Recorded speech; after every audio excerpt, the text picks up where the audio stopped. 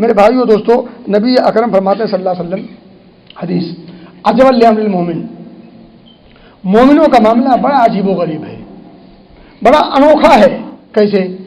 آپ فرماتے ہیں کہ اگر اسے کوئی مصیبت پہنچتی ہے صبر کرتا ہے، مصیبت پہنچتی ہے صبر کرتا ہے، فکانا خیر لہ، یہ چیز یعنی مصیبت پر صبر کرنا یہ چیز اس کے لیے بہتر ہے۔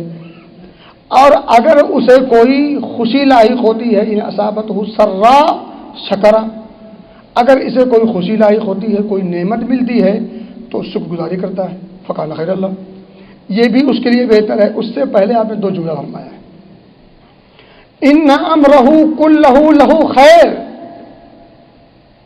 اس کے ساتھ جو بھی معاملات ہوتے ہیں ہر معاملہ اس کے لیے خیر کا باعث ہے، خیر و خوبی والا ہے۔ وَلَيْسَ ذَلِكَ لِأَحَدٍ إِلَّا لِلْمُؤْمِنِ، اور اس خوبی سے سرشار صرف مومن ہوتے ہیں، یہ خوبیاں صرف مومنوں میں پائی جاتی ہیں۔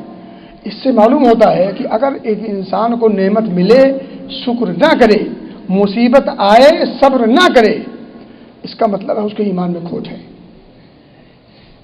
کیوں؟ نبی اکرم نے فرمایا صلی اللہ علیہ وسلم کہ اسے جب خوشی لاحق ہوتی ہے شکر کرتا ہے، مصیبت آتی ہے صبر کرتا ہے، اور اس سے پہلے آپ نے فرمایا کہ یہ سارے معاملات خیر پر مبنی ہیں، یہ خوبیاں صرف مومنوں میں پائی جاتی ہیں۔ اب اگر یہ خوبی نہ ہو کسی انسان کے اندر تو اس کا مطلب یہ ہے کہ ایمان کی خوبی اس کے اندر نہیں پائی جاتی۔ میرے بھائیوں اور دوستوں، اسی طرح سے اور بھی ایک بات